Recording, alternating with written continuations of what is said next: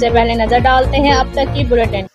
जी बिल्कुल, गवर्नर पंजाब मियां बलीगुर रहमान से MPA विहाड़ी मियां Saqib Khurshid, MPA गग्गो Chaudhary Yusuf कसेलिया, MPA Burewala सरदार खालिद महमूद डोगर की मुलाकात में पंजाब की मौजूदा सियासी बहरान और ज़िला विहाड़ी की सियासी हालात पर खुसूसी बातचीत की गई। इस मौके पर गवर्नर पंजाब मियां बलीगुर रहमान ने कहा है कि पंजाब के तमाम मामला आइन और कानून के मुताबिक हल किए जाएंगे और आइन से बाला कोई नहीं है।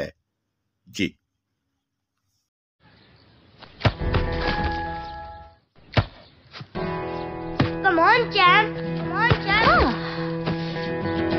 मुश्किल के क्यों मार रही हो? कौन करता है ऐसे? जो कोई नहीं कर सकता वही तो चैंपियन करता है। लो सूख गए दाग, अब कोई नहीं निकाल सकता। जो कोई नहीं कर सकता वही तो चैंपियन करता है। नया बेहतर सर्फ एक्सेल, इसकी स्टेन लिफ्टर टेक्नोलॉजी कपड़ों की तह में जाके सख्त सूखे दाग भी खींच निकाले। दागों की चैंपियन तो तुम्हारी अम्मी ही है। नया सर्फ एक्सेल दागों का